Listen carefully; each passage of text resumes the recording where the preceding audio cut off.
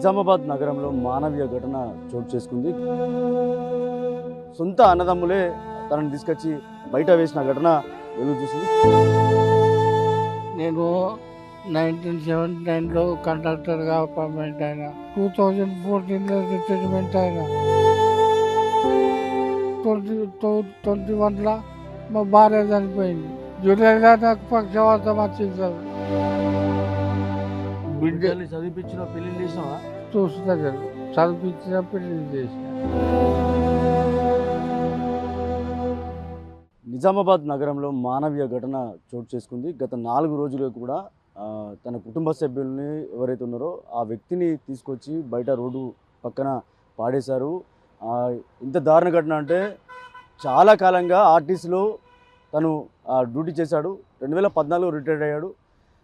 మానసిక స్థితి బాగాలేదు, లేదా ఏదైతే పక్షవాతం వచ్చి ఇబ్బంది పడుతున్న నేపథ్యంలో గత 4 రోజుల క్రితం సొంత అన్నదమ్ములే తనని తీసుకొచ్చి బయట వేసిన ఘటన వెలుగు చూసింది. గత 4 రోజుల నుంచి కూడా ఇక్కడ దీనగాథ ఏదైతే తన పరిస్థితి చూడొచ్చు, ఎంత అధ్వానంగా ఉందో చూడొచ్చు. గత 4 రోజులుగా నిన్న రాత్రి కూడా భారీ ఎత్తున ఉరుములతో కూర్చిన వర్షం కురిచింది. కానీ ఇంత దారుణ ఘటన చోటు చేసుకుంది. తన అన్నదమ్ములు కావచ్చు, తన కూతురు కావచ్చు. ఒక కూతురు మానసిక స్థితి బాగాలేదు. ఇంకో కూతురు సుచిత్ర, హైదరాబాద్లోని సుచిత్ర ఉంటుంది. దానికి సంబంధించిన వాళ్ళకు కూడా కాల్ చేసినప్పుడు కూడా మాకు సంబంధం లేదంటూ కూడా చెప్పారు. ఒకసారి తనతో మాట్లాడించే ప్రయత్నం, తన పేరేంది, తను ఎక్కడ ఉంటాడో, తన పరిస్థితి ఏందో ఒకసారి మాట్లాడించే ప్రయత్నం. ఏం పేరు బాబు, నీ పేరు ఏం పేరు?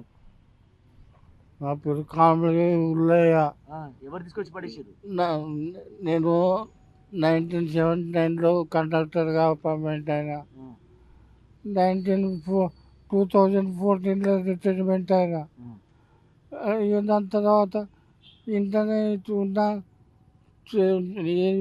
వేరే వర్క్ చేసుకుంటా ఉండేటోళ్ళ. 2021లో మా భార్య చనిపోయింది. మేలో చచ్చిపోతే జూలైలో నాకు పక్షవాతం వచ్చింది సార్. పక్షవాతంతో న్యాయపడ్డా.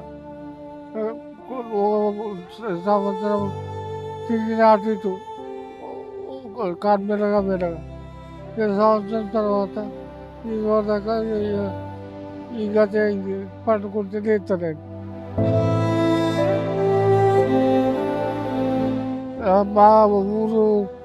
మా ఊరికి పంపిస్తే మా అల్లుడు పంపిస్తే మా తమ్ముడు లేకుండే. మా తమ్ముడు ఇక మేము కూడా చేయము కదా, బిడ్డ దగ్గరికి పోవని చెప్పి పంపిండు. బిడ్డ దగ్గరికి పోమని పంపితే మా అల్లుడు ఏం చేసిండు, చూసుకోలేదు. మా అల్లుడు ఈయనే ఉంటుంది. ఇక బిడ్డల్ని చదివించిన పెళ్లి చేసినావా? చూస్తా సార్, చదివించిన పెళ్లి చేసిన. చూస్తారు. ఇద్దరు బిడ్డలు, ఒక కొడుకు. ఇద్దరికి కొడుకు ఏదో మానసిక స్థితి బాగాలేక చనిపోయాడు. ఇద్దరు బిడ్డలు ఉన్నప్పుడు కూడా ఒక బిడ్డే మానసిక స్థితి బాగాలేదు. తను నిజామాబాద్లో ఉంటుంది. కానీ ఇంకొక కూతురు కూడా హైదరాబాద్ సుచిత్రలో ఉంటుంది. తను కాల్ చేసినప్పుడు కూడా పట్టించుకోవట్లేదు. కానీ నిజామాబాద్లో ఇలాంటి ఘటనలకు సంబంధించి ఇలాంటి ఇష్యూస్ ఏవి ఉన్నా కూడా వెంటనే స్పందిస్తారు ఇందిరు యువత స్వచ్ఛంద సంస్థ. ఇప్పుడు వాళ్ళు కూడా గతంలో కూడా మనం ఇలాంటి వార్తలు చాలా ఇచ్చాం. ఇందిరు యువత స్వచ్ఛంద సంస్థ ఏదైతుందో వాళ్ళు ఏదైతే అనాథ శవాలకి అంత్యక్రియలు చేయడం కానీ ఇలాంటి విషయాల్లో వెంటనే స్పందిస్తారు. వాళ్ళు ఉన్నారు ప్రజెంట్, వాళ్ళు ఒకసారి మాట్లాడించే ప్రయత్నం. ఎట్లా తెలిసింది మీకు, అసలు ఏం జరిగింది, ఈయన పరిస్థితి ఏంది సార్? సో 4 రోజుల క్రితం నుంచి ఇక్కడ వాళ్ళ కుటుంబ సభ్యులు వచ్చేసి వదిలేసి వెళ్ళారు అనేసి మున్సిపాలిటీ వాళ్ళు ఈరోజు ఉదయం కాల్ చేయడం జరిగింది. మార్నింగ్ 6 o'clockకే మేము లొకేషన్కి రావడంతో రాత్రి కూడా చాలా వర్షం పడింది. వర్షంలోనే అతను నానిపోయి ఉన్నాడు. తర్వాత అక్కడే మలమూత్రాల్లో కూడా కొట్టుమిట్టాడుతున్నాడు. ఇమీడియట్లీ కూడా ఆయన అన్ని వివరాలు అడిగి తెలుసుకోగా ఇక్కడే చిన్న కూతురు నిజామాబాద్ ఎల్లమ్మగుట్టలో ఉంటుంది. సో ఆమె ఆరోగ్య పరిస్థితి కూడా మంచిగా లేదు. అల్లుడికి ఫోన్ చేయగానే ఇమీడియట్లీ కూడా అతను ఇక్కడికి రావడం జరిగింది. సో ఆయన వచ్చిన తర్వాత అన్ని అడ్రస్లు మేము తెలుసుకున్న తర్వాత సో ప్రస్తుతం అతన్ని అయితే ఇక్కడ ఉన్నటువంటి శ్రీ శిశు సంక్షేమ వయోవృద్ధుల శాఖ పీడీ మేడం కాల్ చేయడం జరిగింది.